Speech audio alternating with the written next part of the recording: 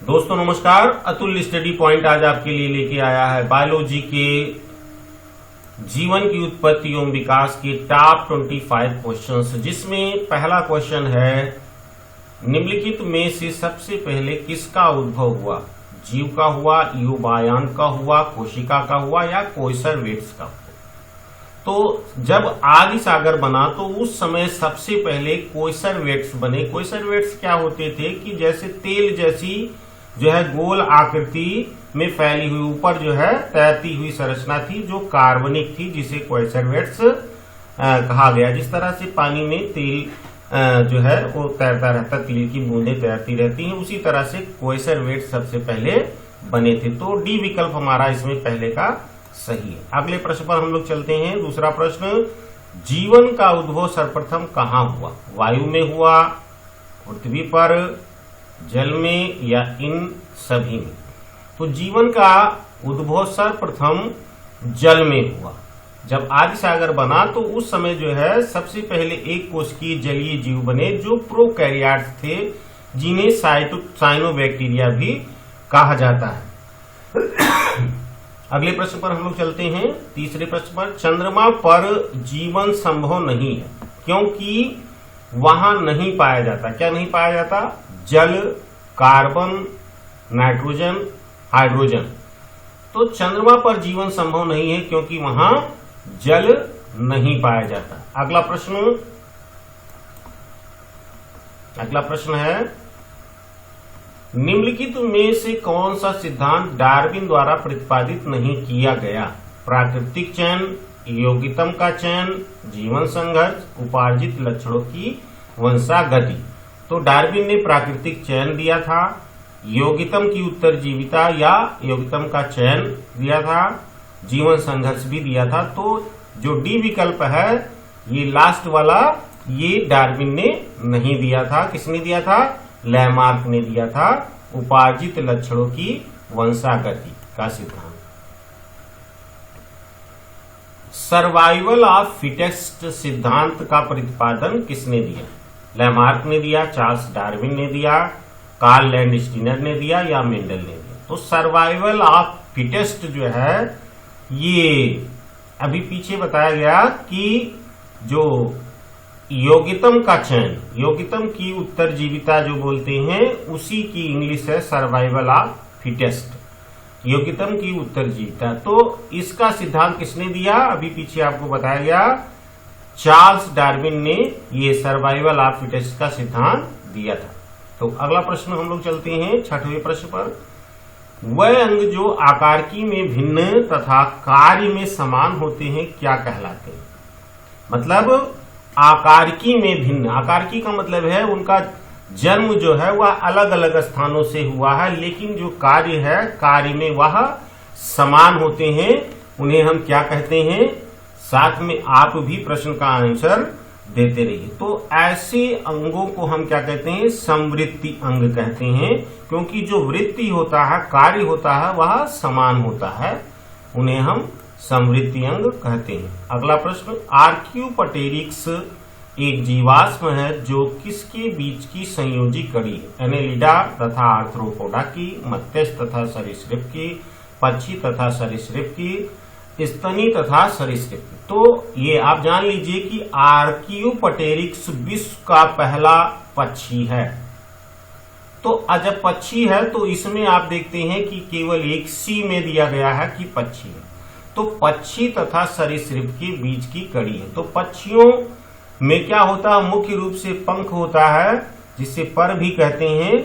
इसमें पर पाए गए आर्कियोपटेरिक्स में जो पक्षी का लक्षण था, चोंच पाए गए जो पक्षी का लक्षण था, और जो पंजे थे, पंजे जिस तरह से पक्षियों के होते हैं, एक अलग रहता है, अन्य अलग रहता है, तो उस तरह से इनके पंजे भी पाए गए। साथ में क्या हुआ कि सरीसृप के भी लक्षण पाए गए। जैसे पक्षियों की हड्डियां खोखली होती, लेकिन इसकी हड्डी खोखली नहीं थी।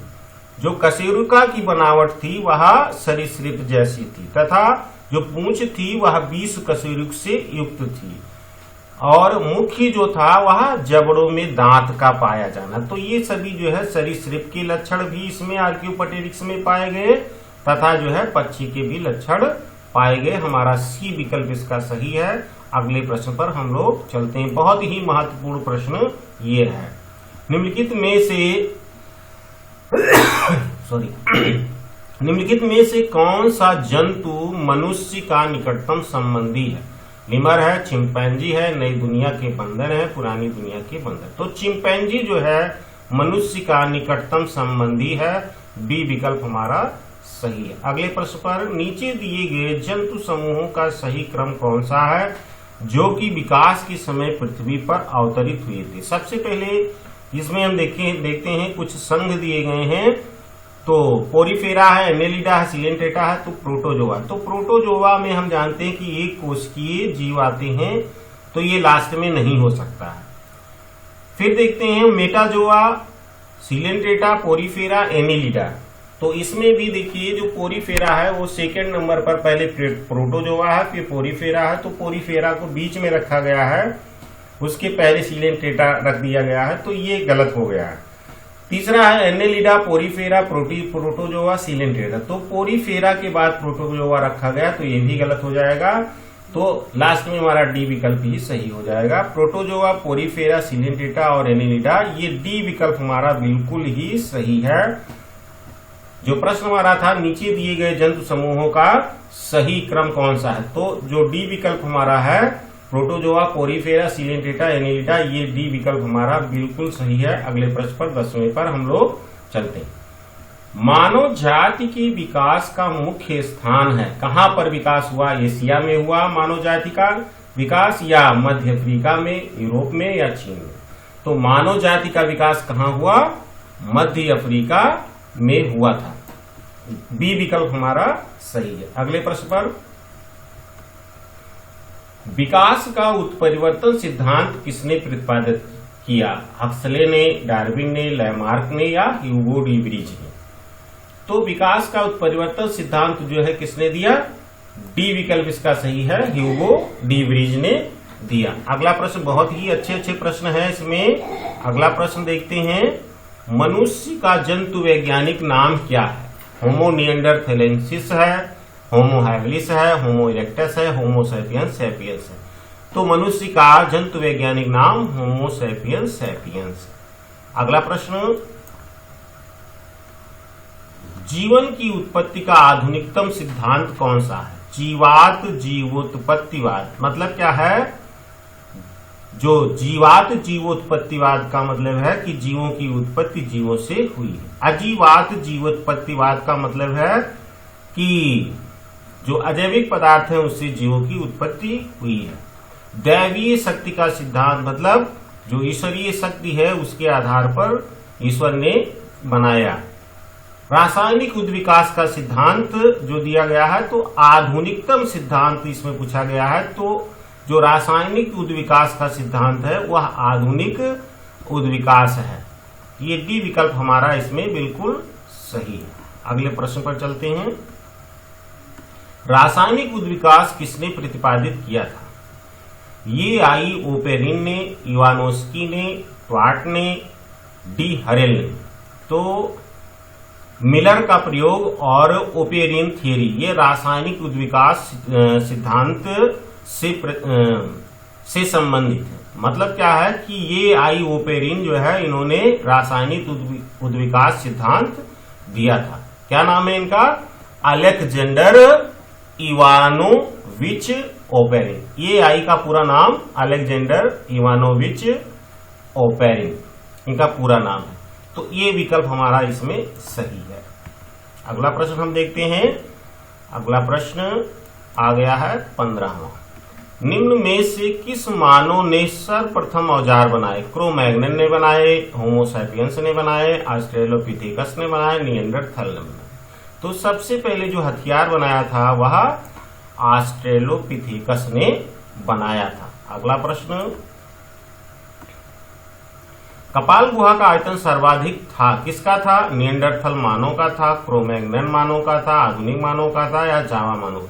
तो कपाल गुहा का आयतन जो है सबसे अधिक जो है क्रो-मैग्नन मानव का था।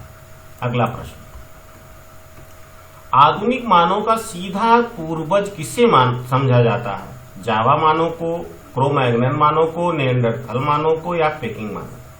तो क्रो-मैग्नन मानव को, जो आधुनिक मानव है, उसका सीधा पूर्वज माना जाता है। किसको? क्रो-मैग्नन मानव को। अगला प्रश्न, जैव विकास का सर्वमान्य सिद्धांत कौन सा है? प्राकृतिक वर्णवाद है, संश्लेषण सिद्धांत है, उत्परिवर्तन सिद्धांत है या फेज सिद्धांत है? बहुत अच्छे प्रश्न इस श्रृंखला में हैं। तो जो उत्परिवर्तन सिद्धांत है यह जैव विकास का सर्वमान्य सिद्धांत है। कौन सा? उत्परिवर्तन सिद्धांत, जिसे ह्यूगो डी व्रीज ने दिया था। समजात अंगों में से किसके आधार पर समानता होती है? उद्भव में समानता होती है, जैसे समजात अंग। समजात अंग 19वां प्रश्न, बहुत ही महत्वपूर्ण प्रश्न। ऐसे प्रश्न बहुत ही महत्वपूर्ण हैं। तो समजात अंग किसमें समान होते हैं? उद्भव में समान होते हैं, कार्य में समान होते हैं, परिवर्धन में समान होते हैं या व्यवहार में? तो उद्भव में समान होते हैं। जो समजात अंग होते हैं उद्भव में यानी जन्म में समान होते हैं। समजात जो होते हैं वो जन्म में समान होते हैं, लेकिन कार्य में उनकी भिन्नता होती है। तो ये जो है उद्भव में समानता, ये विकल्प हमारा सही है। अगला 20वां प्रश्न आ गया है, वह अंग जो उत्पत्ति एवं रचना में भिन्न परंतु कार्य में समान होते हैं क्या कहलाते हैं? समजात अंग कहलाते हैं, समृद्ध अंग कहलाते हैं, विलुप्त अंग कहलाते हैं और शेषीय अंग कहलाते हैं। तो यहाँ पे दिया गया है कि वह अंग जो उत्पत्ति एवं रचना में भिन्न, उत्पत्ति एवं रचना में भिन्न परंतु कार्य में समान होते हैं क्या कहलाते हैं? उनका कार्य समान है तो क्या कहलाएंगे? आप भी प्रश्न का आंसर दीजिए। तो ये समवृत्ति अंग कहलाते हैं। क्या कहलाते हैं? समवृत्ति अंग कहलाते हैं। कार्य, वृत्ति का मतलब पीछे भी बताए थे कि कार्य होता है, कार्य में समान होते हैं, तो समवृत्ति अंग कहलाते हैं। अगला प्रश्न हमारा 21वां प्रश्न आ गया, निम्नलिखित में से किस काल में जीवन नहीं था? एजोइक महाकल्प में, सीनोजोइक महाकल्प में, मीसोजोइक महाकल्प में, पैलियोजोइक महाकल्प में? तो जो एजोइक महाकल्प था इसमें जो है जीवन नहीं था। अगला प्रश्न, आधुनिक मानव का विकास लगभग कब हुआ? 1 लाख वर्ष पूर्व हुआ, 25,000 वर्ष पूर्व हुआ, 2.5 लाख वर्ष पूर्व हुआ, 5 लाख वर्ष पूर्व हुआ? तो जो आधुनिक मानव था उसका जो है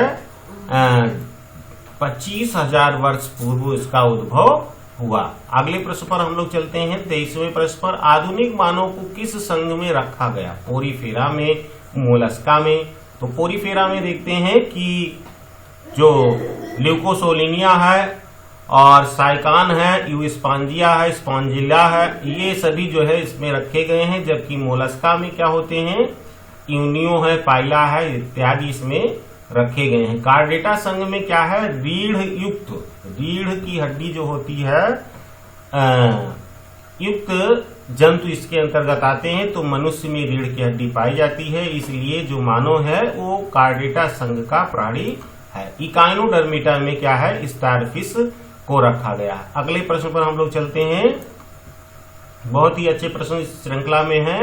निम्नलिखित में से कौन लैमार्क का सिद्धांत है?